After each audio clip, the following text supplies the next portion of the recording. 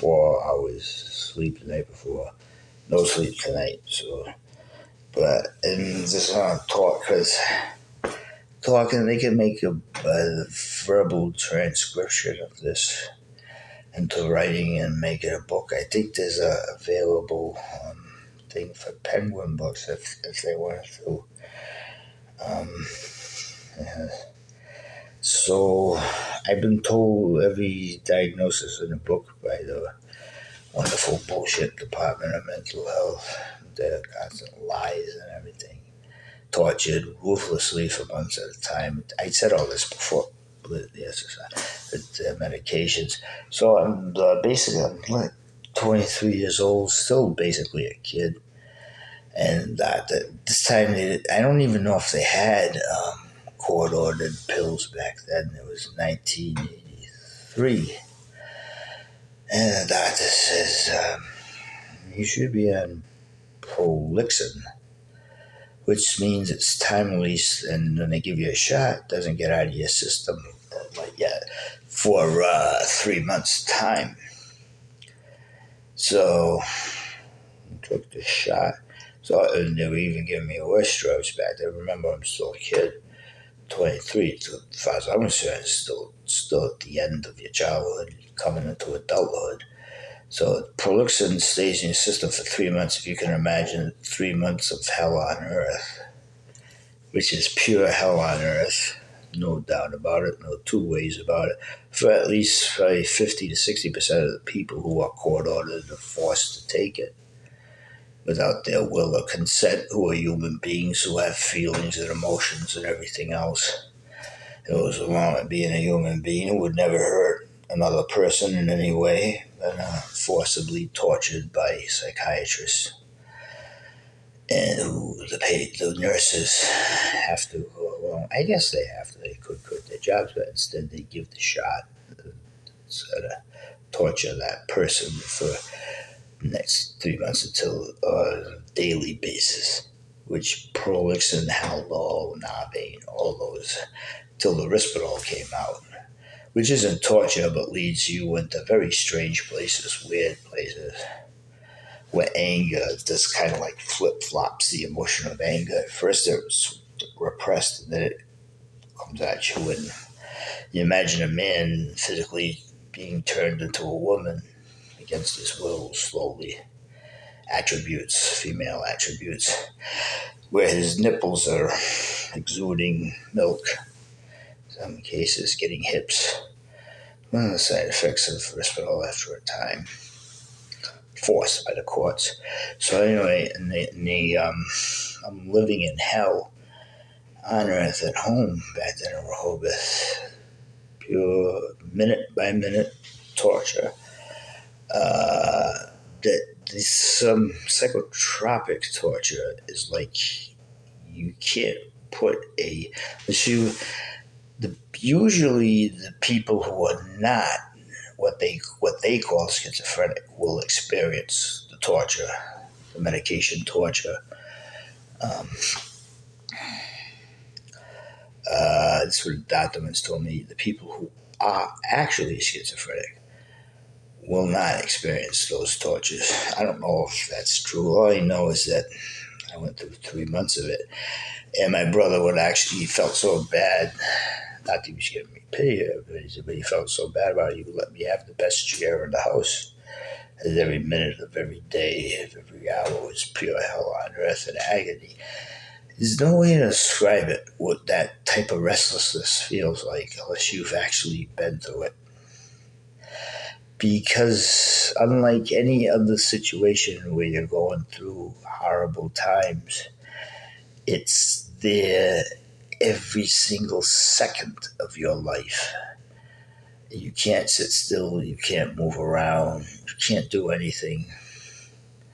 Just feel relentlessly, interiorly, in every molecule in your body, every blood cell, every brain cell, constant torturous restlessness. I don't want comedy, I can't do it anymore. I'll just be serious from now on. As this world is in a strange place for everybody. I realize everybody's going through a certain type of tough times right now. And so I'm trying to, you can't describe it, but please be aware of people who are forced by the courts to go through this war. I'm even schizophrenic. And I was at the hospital when the doctor forced this lady. Her behavior made no change whatsoever. She was completely off the wall, on or off the medication. She was much more drowsy on it, but her behavior was no different.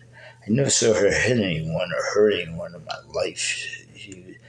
Nobody understood her language. She did speak some English, but you have to have three criteria. And violence, I didn't see as one of them. I just didn't see the drug making any benefit for her whatsoever. She's probably about 60, 65, maybe even 70 years old. Just to paint her face all that. Her legs were covered in psoriasis. They never gave her any medication for it. I mean, they were just covered in psoriasis. She was never medicated for the psoriasis. From her waist on down to her feet. In fact, I suppose that would be cause for alarm that could possibly lead to infection, but nothing was ever done about it. And I remember her going to the nurse's station every night and saying, "You're going to give me the torture medication tonight." Well, and then the nurses would respond, and they were good people too, but they would respond, and I'm very tired. 2 nights now without sleep, which has been my life. Ends of coffee. Because it's the only thing I can write with. And I wouldn't have slept with or without the coffee. I couldn't sleep tonight because I was excited about playing the guitar. And I was starting to learn it without the medication because my mind is more potentially artistic and free from the dull repression that the medication constantly gives, whether or not it's torturing you at the same time. But I can remember this little old lady going to the desk and saying, "Please, it's torture medication." This was like, we either have to take it voluntarily or you get a shot, which means like 6, 7, 10 for or 5 male nurses come into your room and forcibly surround you, corner you, and give you the shot,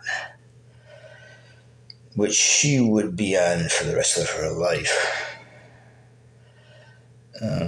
And I hope YouTube lets this. This is all I'm going to write about from now on, the whole life story. And I hope YouTube does it. Because one time they told me, I was worried about someone, they said if you keep writing, they're going to have to block you. But this is my life, and I'm going to tell it. So everyone that I was in hospitals with, I won't mention no names or anything, but I'm going to tell what happened to me as a child and what I went through as an adult, verbatim. And the generous help of the Department of Mental Health certainly didn't lead me to any benefits in any way. It just took a childhood that was so distraught that I thought if I went to the public school, I'd be definitely 100% killed by the other kids. Not allowed to graduate because my body would be 6 feet under. So, but, oh, so I'm going to go through all that. What I was going to say was your childhood is brutal in one way, made brutal by constant terror of being hurt verbally or attacked every day since you're 6 years old. And then after a slight respite in your, I didn't use that word, in your early adulthood, you get the medication treatment from Department of Mental Health. The first time I took it, I was like 21 years old. And I remember the first dose of Haldol.